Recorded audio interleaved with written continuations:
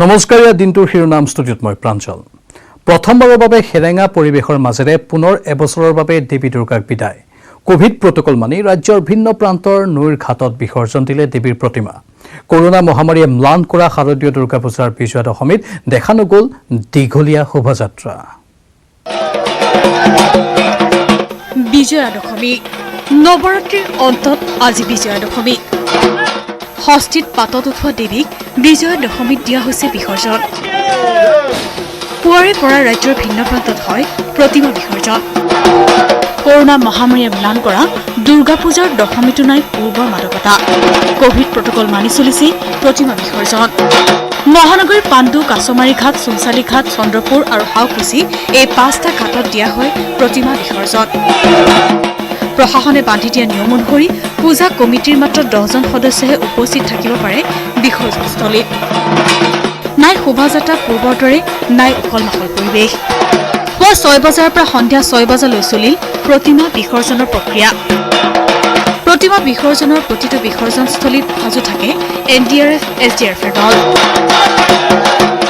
মহানগৰ বিসৰ্জন বুলি ক'লে অন্যতম বিসৰ্জন চলি হৈছে কাছমাৰী ঘাট আৰু এই মুহূৰ্তত দেখিছে আপুনি এখনৰ পিছত আনখন পূজাৰ প্ৰতিমা ইতিমধ্যে আহি উপস্থিত হৈছে আৰু এই প্ৰতিমা বিসৰ্জনৰ বাবে কেৱল 5জনৰ পৰা 10জন মানুহকে আহিবলৈ দিয়া হৈছে আৰু 10জন মানুহৰ ভিতৰত প্ৰৱেশ কৰাৰ পিছত 15 মিনিট সময় থাকিব পাৰিব যদি 15 মিনিট সময় থকাৰ পিছত তেওঁলোকে যাব লাগিব ইতিমধ্যে এনেধৰণৰ নীতি নিৰ্দেশনা জাৰি কৰিছে মহানগৰীত এইবাৰ অনুষ্ঠিত হয় প্ৰায় 550খন পূজা বহু স্থানত অনুষ্ঠিত হয় ঘট পূজা বিসৰ্জনৰ বাবে সম্পূৰ্ণ সষ্টম হৈ থাকে মহানগৰ আৰক্ষী শিলচৰ সদৰঘাটত তিনিদিনীয়া কাৰ্যসূচীৰে প্ৰতিমা বিসৰ্জন কোভিড প্ৰটকল মানি প্ৰতিখন পূজা সমিতিক প্ৰশাসনে বান্ধি দিছে নিৰ্দিষ্ট সময় বৰাকৰ ঘাটত অনুষ্ঠিত বিসৰ্জন প্ৰক্ৰিয়াত যাতে কোনো প্ৰদূষণ সৃষ্টি নহয় তাৰ বাবে বিশেষ কঠোৰ নিয়ম বান্ধি দিছে প্ৰদূষণ নিয়ন্ত্ৰক বৰ্ডে হস্তন আৰক্ষী প্ৰশাসনক ধুবুৰী ব্ৰহ্মপুত্ৰৰ বিসৰ্জন ঘাটত পুৱাৰে পৰা হয় বিসৰ্জন জিলাখনৰ প্ৰায় 290খন পূজাৰ প্ৰতিমা 2টা দিনত সম্পূৰ্ণ হ'ব বিসৰ্জন গৌৰীপুৰ বিলাসীপাৰা গোলকগঞ্জৰ কেইবাটাও ঘাটত হয় বিসৰ্জন ধুবুৰী ব্ৰহ্মপুত্ৰ ঘাটত প্ৰতিমা বিসৰ্জনৰ প্ৰক্ৰিয়া ইতিমধ্যে আৰম্ভ হৈছে আৰু প্ৰক্ৰিয়া আমি দেখুৱাই আছোঁ আপোনালোকৰ পোনপটীয়াকৈ নিউজ 18ত আৰু সেই ট্ৰাকত প্ৰতিমা লৈ অহা হৈছে ট্ৰাকৰ পৰা প্ৰতিমা বৰ্তমানে নমোৱাৰ কাম চলিছে আৰু প্ৰতিমা নমোৱাৰ পিছত ব্ৰহ্মপুত্ৰ ঘাটত বিসৰ্জন দিয়া হ'ব ব্ৰহ্মপুত্ৰ ঘাটত বিসৰ্জন দিয়াৰ বাবে যি প্ৰক্ৰিয়া আচলতে সেই প্ৰক্ৰিয়া বৰ্তমানে আৰম্ভ হৈছে আৰু ডিব্ৰুগড়ৰ কাছমাৰী ঘাটত পুৱা 10 বজাৰ পৰা আৰম্ভ হয় প্ৰতিমা বিসৰ্জন ডিব্ৰুগড়ত আয়োজিত 96খন পূজাৰ প্ৰতিমা বিসৰ্জন হয় কাছাৰী ঘাটতে সাজু কৰি তোলা হয় মংগলদৈ নদীৰ পাৰঘাট সাজু থাকে SDR বাহিনী গোৱালপাৰা চহৰৰ কাছাৰী ঘাটত বিয়লি 3 বজাৰ পৰা আৰম্ভ হয় প্ৰতিমা বিসৰ্জন এনেদৰে ৰাজ্যৰ সকলো প্ৰান্ততে প্ৰশাসনে বান্ধি দিয়া নিয়ম অনুসৰি অনাড়ম্বৰভাৱে সম্পন্ন হয় প্ৰতিমা বিসৰ্জন bureau report news 18 Assam North east আনফালে বিজয়া দশমীৰ পৰম্পৰা অনুসৰি ভিন্ন স্থানত এইবাৰো দেখা গ'ল সেন্দুৰ খেলাৰ অপৰূপ দৃশ্য পৰম্পৰা অক্ষুণ্ণ ৰাখি বিজয়া দশমীৰ দিনা সেন্দুৰ খেলা দেৱী বিসৰ্জনৰ বাবে নিয়াৰ পূৰ্বে সদবা মহিলাই সেন্দুৰ খেলাৰ নিয়ম বিজয়া দশমীৰ পৰম্পৰা অনুসৰি ৰাজ্যৰ বিভিন্ন স্থানত এইবাৰো দেখা গ'ল সেন্দুৰ খেলা এয়া ধুবুৰীৰ কালীবাৰী আৰু হৰিসভা পূজা মণ্ডপৰ সেন্দুৰী খেলাৰ দৃশ্য news desk report news 18 Assam North east পূজাৰ সময়ত কোভিড প্ৰটকল ভংগকাৰীৰ বিৰুদ্ধে তৎপৰ কলকাতা আৰক্ষী পূজালৈ অহা প্ৰতিগৰাকী দৰ্শনাৰ্থীয়ে যাতে সঠিকভাৱে মাস্ক পৰিধান কৰে তাৰ বাবে লেকটাউনৰ যান বাহন আৰক্ষী ল'লে বিশেষ পদক্ষেপ কিন্তু কি ব্যৱস্থা গ্ৰহণ কৰিলে লেকটাউনৰ আৰক্ষীয়ে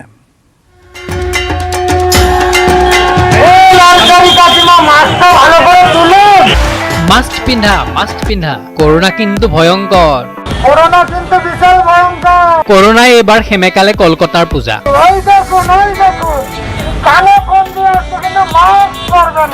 কোভিড প্রটোকলের বাবে লাখ লাখ মানুহে ভিড় করা কলকাতার পূজাত এইবার মানুহ কম তথাপি পূজা চাবলৈ ওলাই আহিছে বহুজন তাৰ মাজতে কলকাতাৰ লেকটাউনত যতে ততে ট্ৰেফিক আৰক্ষীয়ে অহৰহ নিৰীক্ষণ কৰিছে পূজা দৰ্শনাৰ্থীক মাস্ক নিপিন্ধা লোক দেখিলেই হেণ্ড মাইকত চিঞৰি উঠিছে।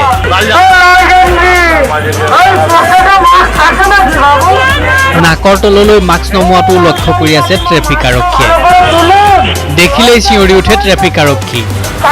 মাইক যোগে নিৰ্দিষ্ট লোকজনক কয় মাস্ক পিন্ধিবলৈ। ট্ৰেফিক আৰক্ষীৰ সকিয়ানি উপভোগ কৰিছে সকলোৱে, কাৰণ ট্ৰেফিক আৰক্ষীৰ ধেমেলীয়া সুৰ। পূজাৰ বতৰ, সেয়ে কঠোৰ ভাষাৰে নহয়, ধেমেলীয়াকৈ ট্ৰেফিক আৰক্ষীয়ে সকলোকে জনাই গ'ল মাস্ক পিন্ধাৰ আহ্বান। কাৰোবাক যদি পোচাকৰ ৰঙেৰে সম্বোধন কৰিলে,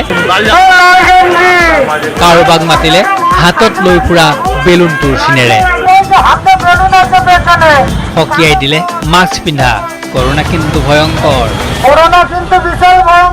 হেণ্ড মাইক লৈ ধেমেলীয়া সুৰেৰে সাধাৰণ লোকক সচেতন কৰি দিয়া ট্ৰেফিক আৰক্ষীক প্ৰশংসা কৰিলে বহুজনে। News desk report, news 18 Assam North east. ইফালে দুৰ্গতি নাশিনীৰ আশীষ বিচাৰি পাণ্ডু ৰেষ্ট কেম্পৰ পূজাস্থলীত আঠললে ৰাজ্যৰ মুখ্যমন্ত্ৰী আৰু বিত্তমন্ত্ৰীয়ে। দেৱীৰ পূজা অৰ্চনাৰ পিছতেই আৰম্ভ হ'ল চেলফি পৰ্ব। মন্ত্ৰী হিমন্ত বিশ্ব শৰ্মাৰে চেলফি উঠিবলৈ হেতাও পৰা লগালে বহুজনে। মাস্ক পিন্ধি পূজা মণ্ডপত মুখ্যমন্ত্ৰীৰ স্বাস্থ্যমন্ত্ৰী। দেৱী দুৰ্গাক পূজা সেৱাৰে ল'লে আশীৰ্বাদ। মুখ্যমন্ত্ৰীৰ স্বাস্থ্যমন্ত্ৰীয়ে একেলগে পাণ্ডু ৰেষ্ট কেম্পত উপভোগ কৰিলে নৱমীৰ পূজা।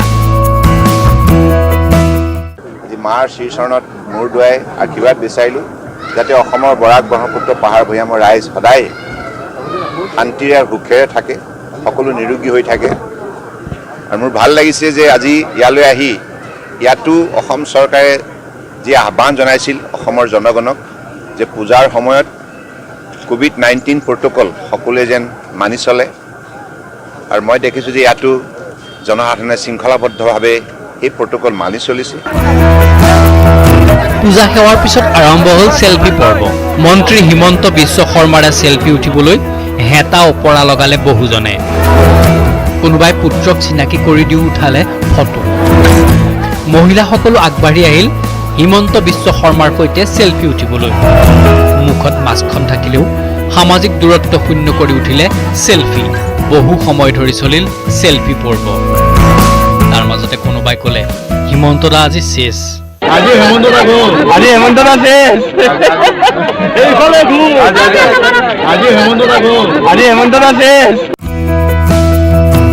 জনপ্ৰিয় মন্ত্ৰীগৰাকীৰে চেলফি উঠিবলৈ জুম বান্ধিলে মানুহে।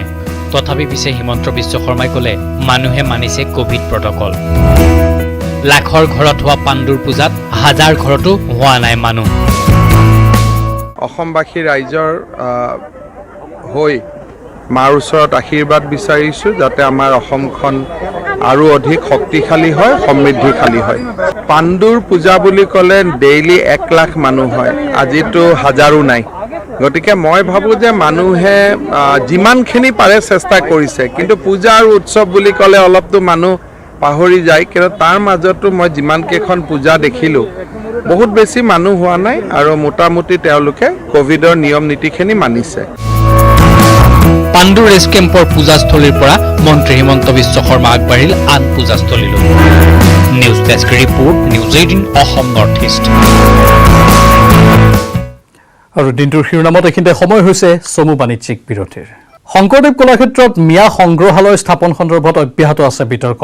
মিয়া সংগ্ৰহালয় সন্দৰ্ভত প্ৰতিক্ৰিয়া প্ৰকাশ কৰি মুখ্যমন্ত্ৰী সোণোৱালে ক'লে গুৰুজনাৰ আদৰ্শৰে স্থাপন কৰা শংকৰদেৱ কলাক্ষেত্ৰত অক্ষুণ্ণ থাকিব সেই আদৰ্শ। মিয়া মিউজিয়ামৰ প্ৰস্তাৱ স্পষ্ট ভাষাৰে নস্যাৎ কৰিলে মন্ত্ৰী হিমন্ত বিশ্ব শৰ্মাই।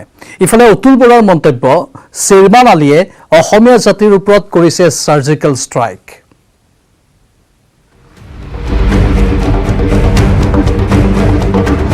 বিধায়ক শ্বেৰমানৰ মিয়া মিউজিয়াম নিৰ্মাণৰ প্ৰস্তাৱৰ পিছতেই তোলপাৰ ৰাজ্য। মন্ত্ৰী হিমন্তই স্পষ্ট কৰি দিছিল কোনো কাৰণতে নিৰ্মাণ নহ'ব মিয়া মিউজিয়ামৰ। মই একেবাৰে স্পষ্ট কৰি দিছোঁ যে শংকৰদেৱ কলাক্ষেত্ৰত কোনো কাৰণতে মিয়া মিউজিয়াম আদি স্থাপন কৰিব দিয়া নহয়। যি কমিটিৰ ৰিপৰ্ট আছে এইটো কাগজ হিচাপে আলমাৰীৰ ভিতৰতে সোমাই থাকিব, সি আৰু আলমাৰীৰ পৰা কেতিয়াও নোলায়। মোৰ চিধা কথাটো হ'ল যে যেতিয়ালৈকে অসমত অসমীয়া মানুহ আছে তেতিয়ালৈকে শংকৰদেৱ কলাক্ষেত্ৰত মিয়া মিউজিয়াম হ'ব নোৱাৰে। মুখ্যমন্ত্ৰী সোণোৱালেও কৌশলীভাৱে ব্যক্ত কৰিলে প্ৰতিক্ৰিয়া। এটা কথা স্পষ্ট, শ্ৰীমন্ত শংকৰদেৱক আদৰ কৰে, গুৰুজনা আদৰ কৰে, কলাক্ষেত্ৰ নিৰ্মাণ হৈছে। সেই আদৰ্শ আমি সকলো সময় জীয়াই ৰখাৰ বাবে ভক্তিভাৱে আমি কাম কৰি যাওঁ। ইফালে বিজেপিৰ মিত্ৰজোঁটৰ অংশীদাৰ অগপ সভাপতি অতুল বৰাৰ প্ৰতিক্ৰিয়া। শ্বেৰমান আলীয়ে অসমীয়া জাতিৰ ওপৰত কৰিছে চাৰ্জিকেল ষ্ট্ৰাইক। তেওঁৰ যিটো দাবী, এইটো আচলতে আওপকীয়াকৈ অসমীয়াৰ সাংস্কৃতিক সত্তাৰ ওপৰত চাৰ্জিকেল ষ্ট্ৰাইকৰ দৰে কম কথা কোৱা নাই। পূববংগীয় সংস্কৃতি অতি কৌশলেৰে যিটো আমাৰ সংস্কৃতিৰ বৰঘৰ বুলি ক'লেও বহাই কোৱা নহ'ব, তাত সোমোৱাই দিব বিচাৰিছে। আৰু এইকাৰণে মই কৈছোঁ এইটো চাৰ্জিকেল ষ্ট্ৰাইকৰ দৰে। এইটো কেতিয়াও মানি ল'ব নোৱাৰিম, আমি কোনো কাৰণতে এইটো মানি নলওঁ। লক্ষণীয়ভাৱে ডিপাৰ্টমেণ্টেল ৰিলেটেড ষ্টেণ্ডিং কমিটিত যিসকলৰ নাম আছিল তাৰ 16গৰাকীৰ 10গৰাকীয়েই শাসকীয় পক্ষৰ। কংগ্ৰেছী বিধায়ক শ্বেৰমান আলীৰ মিয়া মিউজিয়াম নিৰ্মাণৰ প্ৰস্তাৱত চৰকাৰে বিৰোধ কৰিলেও খোদ শাসকীয় দলৰ সদস্যই বিধানসভাত গৃহীত কৰিছিল চৰ-চাপৰি লোকৰ বাবে কলাক্ষেত্ৰত সংগ্ৰহালয় নিৰ্মাণৰ প্ৰস্তাৱ। এই কমিটিত নাম থকা বিধায়ক পদ্ম হাজৰিকাই ৰাজ্যত প্ৰবল প্ৰতিক্ৰিয়া সৃষ্টি হোৱাৰ পিছতেই দাবী কৰিছে ষ্টেণ্ডিং কমিটিৰ সভাত উপস্থিত নথকা বুলি। সেই কমিটিখনত যদি এই কথা কেতিয়াবা আলোচনা হৈছে, তেনেকুৱা কোনো সভাত মই উপস্থিত নাই। গতিকে মোৰ অজ্ঞাতে যদি হৈছে মই নাজানো, কিন্তু মই এই কথাটো স্পষ্ট কৰি থওঁ যে মই যদি সেই সভাখনত থাকিলোহেঁতেন, মোৰ স্থিতি স্পষ্ট কৰি ল'লোঁ। কাৰণ শ্ৰীমন্ত শংকৰদেৱ কলাক্ষেত্ৰত আমাৰ অসমীয়া কলা সংস্কৃতি গুৰুজনাৰ সৃষ্টি সম্পৰ্কত তাত সংৰক্ষণ বা তাত ব্যৱস্থা চৰকাৰে গ্ৰহণ কৰিব। কিন্তু ইয়াৰ আওতাৰ বাহিৰত থকা কোনো কথা, মিয়া সংগ্ৰহালয় হওক অন্য কথা, আওতাৰ বাহিৰত থকা কোনো কথা আচলতে তাত কেতিয়াও ভবাটো, প্ৰস্তাৱ দিয়াটো উচিত হোৱা নাই। পদ্ম হাজৰিকা উপস্থিত নাছিল, কিন্তু বিধানসভাত গৃহীত হোৱাৰ পিছতো এই কথা জনা নাছিল নেকি? এগৰাকী জনপ্ৰতিনিধি তথা ষ্টেণ্ডিং কমিটিৰ সদস্য হৈও ভিতৰুৱা কথা নজনাটো অজ্ঞতা নে নাটক? ছ'চিয়েল মিডিয়াত প্ৰশ্ন ৰাজ্যবাসীৰ। ইফালে শ্বেৰমান আলীক ধিক্কাৰ দিছে শাসকীয় দলৰ বিধায়ক শিলাদিত্যদেৱেও। গৰিহণা দিছোঁ, ধিক্কাৰ দিছোঁ, আৰু এই ধৰণৰ যেন মন্তব্য আগন্তুক দিনত নকৰে। আৰু শ্বেৰমান আলী ডাঙৰীয়া, আপুনি এজন পঢ়া লিখা কৰা মানুহ, আপোনাক মানে আমি এছেম্বলিত আপোনাৰ কথাবিলাক আমি শুনি থাকোঁ। আপুনি বহু কথা কিছুমান কয়ো, ভাল কথা কয়ো, কিন্তু এইবাৰ যিটো কথা ক'লে সেইটো গোটেই অসমীয়া মানুহে দুখ পাইছে, অন্তৰৰ পৰা দুখ পাইছে যে আপুনি শ্ৰীমন্ত শংকৰদেৱৰ লগত আপুনি মিয়া মিউজিয়াম মানে আনিব বিচাৰিছে। ইয়াৰ মাজতেই কংগ্ৰেছী বিধায়ক শ্বেৰমানক পাকে প্ৰকাৰান্তৰে সুৰক্ষা দিয়াৰো চেষ্টা কৰিলে কংগ্ৰেছৰ বিধায়িনী দলৰ দলপতি দেৱব্ৰত শইকীয়াইও। মই জনাত শ্বেৰমান আলী আহমেদে মিয়া মিউজিয়ামৰ কথা উল্লেখ কৰা নাছিলে। এইটো বিজেপি দলে কৰা এটা প্ৰচাৰ বা অপপ্ৰচাৰ বুলিয়ে মই ক'ব বিচাৰিম। কাৰণ যিটো কথা কোৱা হৈছে, one museum reflecting the culture and heritage of the people living in the shore saporis of Assam shall be established at Srimanto Shangkardev Kalakshetra, Guwahati. এই বুলিহে ৰিকমেণ্ডেশ্যন এটা আছিলে গ্ৰাণ্ড নাম্বাৰ 27ত। অৱশ্যে শেষত মিহিকৈ কৈ থলে মিয়া মিউজিয়ামৰ প্ৰস্তাৱ দি শ্বেৰমান আলীয়ে বেয়া কৰিছে। বৰ্তমান সময়ত কিন্তু মই শ্বেৰমান আলী ডাঙৰীয়াৰো কিছু মন্তব্য সংযতভাৱে দিয়া হ'লে মই ভাল পালোঁ হয়। কাৰণ বৰ্তমান সময়ত যিখিনি বিজেপি দলে কৰিব বিচাৰিছে তাৰ বিৰুদ্ধে আমি কংগ্ৰেছে সজাগ আৰু সচেতনভাৱে আগবঢ়া উচিত। ধৰণৰ মিয়া মিউজিয়ামৰ কথা নাই, এইটোকে মিয়া মিউজিয়াম মই সমৰ্থন কৰাৰ প্ৰশ্ন নুঠে। Bureau report, news 18 Assam North east. আনফালে শ্ৰীমন্ত শংকৰদেৱ কলাক্ষেত্ৰত মিয়া সংগ্ৰহালয় স্থাপনৰ প্ৰস্তাৱ উত্থাপনৰ পিছতে তুলপাৰ লাগিছে ৰাজ্যত। মিয়া সংগ্ৰহালয়ৰ প্ৰস্তাৱনাৰ পিছত প্ৰথমবাৰলৈ নিউজ 18ৰ সন্মুখত মুখ খুলিছে বিধায়ক শ্বেৰমান আলীয়ে। জ্যেষ্ঠ সাংবাদিক বিপুল বৰ্মনৰ সৈতে শ্বেৰমান আলীৰ এক আছুতীয়া সাক্ষাৎকাৰ এইবাৰ আগবঢ়াইছো। নিৰ্বাচন সমাগত আৰু এতিয়া বিভিন্ন সময়ত এই মোগলৰ লগত আক্ৰমণ বা সভ্যতাৰ যুঁজ এই ধৰণৰ কথা বতৰা চলি থকাৰ সময়তে এইবাৰ মিয়া মিউজিয়ামক লৈ তোলপাৰ লাগিছে সমগ্ৰ অসমৰ সংবাদ মাধ্যম বা অসমৰ ৰাজনীতি। এই মুহূৰ্তত আমাৰ লগত উপস্থিত আছে বাঘবৰ বিধানসভা সমষ্টিৰ কংগ্ৰেছৰ বিধায়ক শ্বেৰমান আলী আহমেদ ডাঙৰীয়া। মই আপোনাক পুনতে সুধিব বিচাৰিছোঁ, এই যিটো মিয়া মিউজিয়ামৰ প্ৰসংগ, গুৰুজনাৰ শ্ৰীমন্ত শংকৰদেৱ মহাপুৰুষ তেখেতৰ নামত যিটো অসম চুক্তিৰ ফচল শংকৰদেৱ কলাক্ষেত্ৰ, এই কলাক্ষেত্ৰত মিয়া মিউজিয়াম লাগে বুলি আপুনি কি ধৰণে বিচাৰ বিবেচনা কৰিলে? আপুনি কিয় ক'বলৈ সাহস পালে এইখিনি কথা? মই অলপ বেকগ্ৰাউণ্ডটো কৈ লৈছোঁ। এই বছৰৰ যিটো শিক্ষা সম্পৰ্কীয় বিধানসভাৰ স্থায়ী সমিতি মাননীয় অধ্যক্ষ মহোদয় তাৰ এজন সদস্য হিচাপে নিযুক্তি দিয়ে। আৰু আপোনালোকে জানেই যে প্ৰত্যেক বছৰৰ বাজেট অধিৱেশন হওঁতে প্ৰত্যেকটো বিভাগৰ ওপৰত স্থায়ী সমিতিলৈ পঠিওৱা হয় আৰু স্থায়ী সমিতিয়ে চৰকাৰৰ যি প্ৰপ'জাল সেইখিনি বা বাজেট যিমান আবণ্টন দিয়ে তাৰ ওপৰত আলোচনা বিলোচনা হয়। ঠিক একেধৰণে এইবছৰ 2020-21 চনৰ যিটো বাজেট তাৰ ওপৰত শিক্ষা বিভাগৰ ওপৰত আলোচনা কৰিবলৈ আমাৰ শিক্ষা বিভাগ সম্পৰ্কীয় যিটো ডিপাৰ্টমেণ্টেলি ৰিলেটেড ষ্টেণ্ডিং কমিটি তাত আলোচনা হয়। আৰু এই আলোচনাৰ কালত শিক্ষা বিভাগৰ অন্তৰ্গত art and culture, directorate of museum আদি বিষয়বোৰ 16 মাৰ্চত আমাৰ আলোচনালৈ আহে আমাৰ এই বিধানসভাৰ স্থায়ী সমিতিত। বিধানসভাৰ স্থায়ী সমিতিৰ মুঠ সদস্য হ'ল 15জন, তাৰে 10জন হ'ল ৰুলিং পাৰ্টিৰ, 6জন বিজেপিৰ, 2জন BPFৰ, 2জন AGPৰ।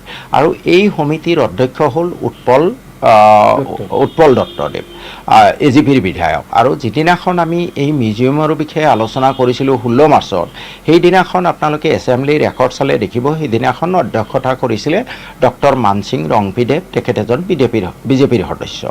আৰু সেই মিউজিয়ামৰ কথা আলোচনা কৰোঁতে তাত আমি দেখিলোঁ, মোৰ প্ৰস্তাৱটো দিয়াৰ আগতে দেখিলোঁ যে তাত অন্যান্য সৰু সুৰা জনগোষ্ঠীৰ তেওঁলোকৰ মিউজিয়াম নিৰ্মাণৰ কথা আহিছে।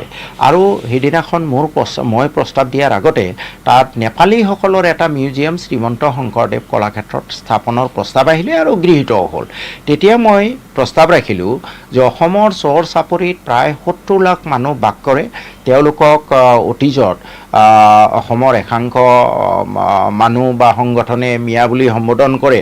গতিকে এই চৰ চাপৰিত বসবাস কৰা এই 70 লাখ মানুহৰ কলা, কৃষ্টি, সংস্কৃতি অত্যন্ত সমৃদ্ধ আৰু এই কলা, কৃষ্টি, সংস্কৃতিখিনিও প্ৰতিফলন হোৱাৰ ব্যৱস্থা কৰিব লাগে। আৰু তাৰ কাৰণে এটা সুকীয়া মিউজিয়াম গুৰুজনাৰ যি মানে স্মৃতিত নিৰ্মাণ কৰা হৈছে শংকৰদেৱ কলাক্ষেত্ৰ, তাতে স্থাপন কৰিব লাগে। মাৰ্চৰ এই সমিতিত আৰু সেই সমিতিত পাছ কৰিছে বিজেপি চৰকাৰে।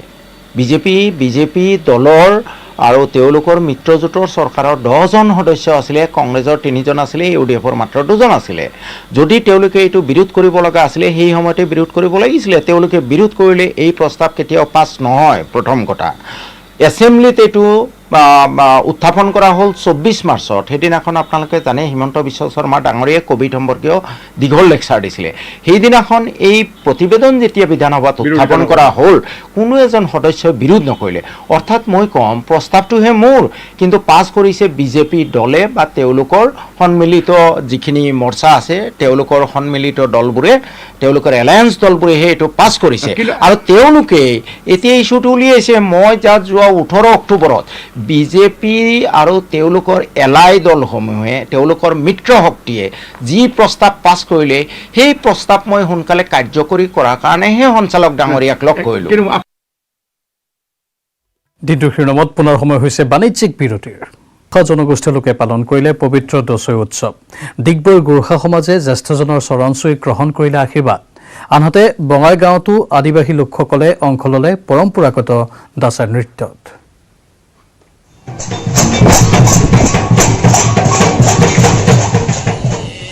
বিজয়া দশমীৰ দিনাই গোৰ্খাসকলে পালন কৰিলে দচৈ উৎসৱ।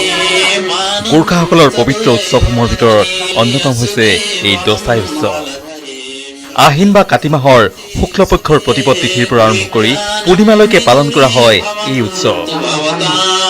এই দচাই উৎসৱৰ মুখ্য দিনটোৱে হৈছে বিজয়া দশমীৰ দিনটো।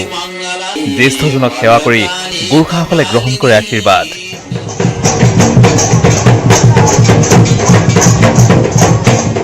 ইফালে চিৰাঙতো আদিবাসী লোকসকলে পৰিৱেশন কৰিলে দাচাই নৃত্য।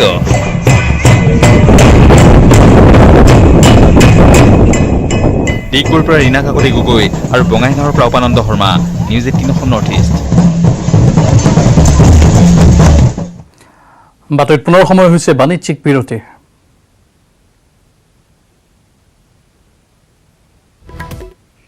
পুনৰ স্বাগতম। শংকৰ আজানৰ অসম ভূমি অচিৰেই হ'ব আজান আজমলৰ দেশ। এই তাৎপৰ্যপূৰ্ণ আশংকা প্ৰকাশ কৰিছে হুছাৰ বিধায়ক শিলাদিত্যদেৱে। লগতে অজিত ভূঞাক আজমলৰ দালাল আখ্যা দি তোলা-ধুনা দিলে বিজেপি বিধায়কগৰাকীয়ে। মোহাম্মদ অজিত চাহাবে যদি মানে আৰু অলপ পাৱাৰ পাই যায় তেতিয়াহ'লে এয়া ভূমি হ'ব আজান আজমলৰ ভূমি।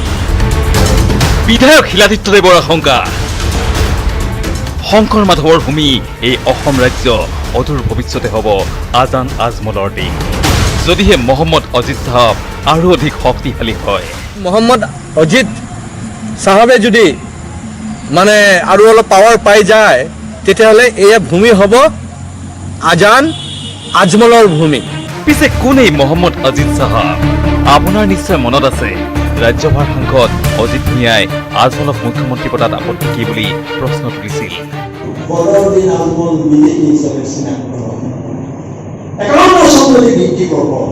আমি য'ত মই কৈছোঁ যে ইমৰান শ্বাহ, আব্দুল মালিক এওঁলোকৰ সাহিত্য সভাৰ যদি সভাপতি হ'ব পাৰে তেতিয়াহ'লে তেওঁলোকৰ দৰে মুছলমান এজন অসমত কিয় মুখ্যমন্ত্ৰী হ'ব? সেইবাবেই বিধায়ক শিলাদিত্যৰ অজিত ভূঞাক আক্ৰমণ। অজিত ভূঞাক আজমলৰ দালাল আখ্যা দি বিধায়ক শিলাদিত্যই গ'লে আজমলক মুখ্যমন্ত্ৰী পাতি ৰাজ্যপাল হোৱাৰ সপোন দেখিছে হেনো অজিত ভূঞাই। আজি কংগ্ৰেছ AUDF তেওঁলোকে বেছিকেলি হৈছে বাংলাদেশী মিয়াৰ পাৰ্টি, আৰু এই দুটা মিয়া পাৰ্টিক একলগ কৰাৰ কাৰণে আমাৰ মহম্মদ অজিত চাহাবে দালালিটো কৰি আছে। তেওঁ দালালিটো কৰি ভাবিছে যে তাতে আজমল চাহাবক মুখ্যমন্ত্ৰী কৰি তেওঁ হয়তো কিবা গভৰ্ণৰ হৈ যাব বুলি। এইবিলাক সপোন দেখি লাভ নাই। ৰাজ্যসভা MP হোৱাটো খুব সহজ, কাৰণ ৰাজ্যসভা MPটো আপোনালোকে জানে যে সংখ্যাৰ কথা থাকে, কিমান বিধায়ক আছে। ইফালে অজিত ভূঞাক বাদলি ফুকন বুলি তাচিল্য কৰিবলৈ নেৰিলে অগপৰ সভাপতি অতুল বৰাই। বাদুলি ফুকন মোগলৰ আক্ৰমণৰ পিছত বাহিৰলৈকে তেওঁলোকৰ লগত গুচি যাবলগীয়া হৈছিল। মানে অজিত ভূঞাৰ দৰে এগৰাকী ব্যক্তি, যিগৰাকীৰ সুনামো আছিল, অসমৰ সংবাদ মাধ্যমত দীৰ্ঘদিন ধৰি জড়িত আছিল। তো অজিত ভূঞা ডাঙৰীয়াৰ শেহতীয়া যি ভূমিকা, এই ভূমিকা অত্যন্ত দুৰ্ভাগ্যজনক। Bureau report, news 18 north east. Manipur বিধানসভাৰ উপ নিৰ্বাচনৰ বাবে তীব্ৰ গতিত চলিছে প্ৰচাৰ অভিযান। অহা 7 নৱেম্বৰত মণিপুৰৰ খালী থকা 4খন আসনৰ বাবে অনুষ্ঠিত হ'ব উপ নিৰ্বাচন। মণিপুৰ বিধানসভা উপ নিৰ্বাচনৰ প্ৰচাৰ অভিযান চলাবৰ বাবে অসমৰ পৰা গৈছে বিজেপিৰ ৰাষ্ট্ৰীয় সাধাৰণ সম্পাদক তথা সাংসদ দিলীপ শইকীয়া। সোমবাৰে মণিপুৰৰ ৱাংগৈ সমষ্টিত অনুষ্ঠিত হোৱা এখন সভাত মণিপুৰৰ মুখ্যমন্ত্ৰী এন বীৰেন সিঙৰ লগতে অংশগ্ৰহণ কৰে দিলীপ শইকীয়াই।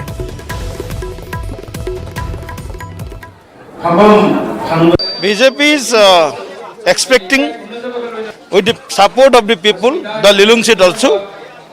So we will definitely win our 4 seats, and Lilung also, the candidate will definitely win. It is the just semi-final before 2022 election, assembly election. So BJP will definitely own all 5 seats, on 4 seats, and definitely the another also with the support of. সামৰণি পৰিল দুদিনীয়াকৈ অনুষ্ঠিত 28 সংখ্যক কাৰ্বি যুৱ মহোৎসৱৰ। দুৰ্গা পূজাৰ সমান্তৰালকৈ পাহাৰীয়া জিলা কাৰ্বি আংলঙৰ ৰঙাগড়াত অনুষ্ঠিত হয় কাৰ্বি যুৱ মহোৎসৱৰ বৰ্ণাঢ্য কাৰ্যসূচী। কাৰ্বি যুৱ মহোৎসৱৰ লগত সংগতি ৰাখি উলিওৱা হয় বিশাল কাৰ্বি সাংস্কৃতিক শোভাযাত্ৰা। বিশাল কাৰ্বি সাংস্কৃতিক শোভাযাত্ৰাৰে আৰম্ভ হ'ল নগাঁও জিলাৰ সীমান্তৱৰ্তী কাৰ্বি আংলঙত কাৰ্বি যুৱ মহোৎসৱ। শাৰদীয় দুৰ্গোৎসৱৰ সমান্তৰালকৈ প্ৰতিযোগিতামূলকভাৱে কাৰ্বি আংলঙত অনুষ্ঠিত হৈছে 28 সংখ্যক কাৰ্বি যুৱ মহোৎসৱ। কাৰ্বি আংলঙৰ 17 নং শচীন হেণ্টা সমষ্টি ৰঙাগড়া গাঁৱৰ হাইস্কুল খেলপথাৰত অনুষ্ঠিত হৈছে এই কাৰ্বি যুৱ মহোৎসৱ। কাৰ্বি সাংস্কৃতিক সমাজৰ উদ্যোগত অনুষ্ঠিত হৈছে এই মহোৎসৱ। বৃহত্তৰ ৰঙাগড়া অঞ্চলত এক বিশাল কাৰ্বি সাংস্কৃতিক শোভাযাত্ৰা উলিয়াই কাৰ্বি ছাত্ৰ পৰিষদে দেওবাৰৰ পৰা আৰম্ভ কৰে কাৰ্বি যুৱ মহোৎসৱত।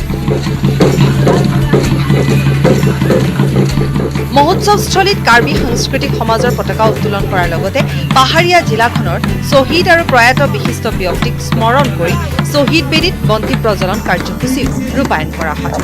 উল্লেখযোগ্য যে দুদিনীয়া কাৰ্যসূচীৰে অনুষ্ঠিত কৰা এই মহোৎসৱৰ যোগেদি অঞ্চলবাসীৰ লগতে ৰাজ্যবাসীয়ে কাৰ্বিসকলৰ ৰীতি নীতি, কলা সংস্কৃতি, নৃত্য গীত আৰু বিভিন্ন প্ৰকাৰৰ পৰম্পৰাগত খেল ধেমালি আদিৰ প্ৰতিযোগিতাসমূহ উপভোগ কৰিবলৈ সক্ষম হয়।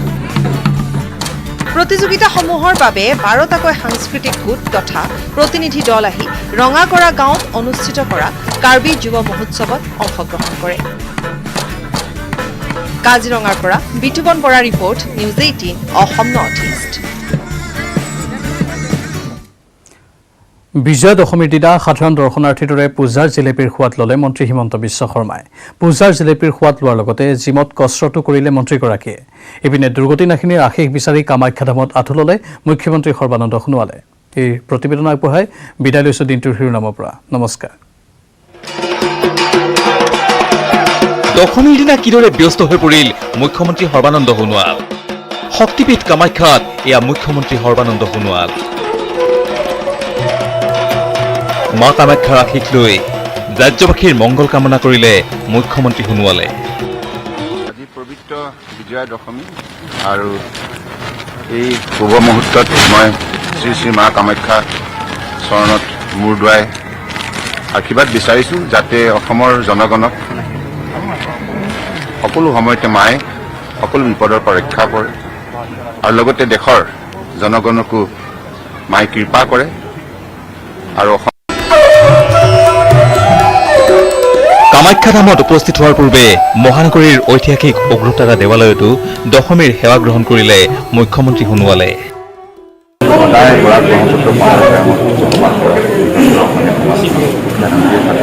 মিলাপ্ৰীতে থাকক, মায়ে সকলোকে শক্তি দিয়ক, সকলোৰে মনত মানৱীয় অনুভূতি জগাই দিয়ক।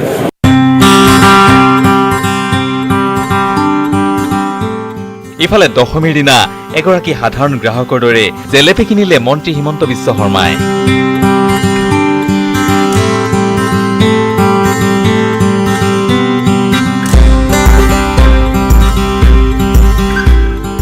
মিঠাইৰ সোৱাদ লোৱাৰ লগতে ঘৰলৈ বুলি মিঠাই কিনি নিলে মন্ত্ৰীগৰাকীয়ে।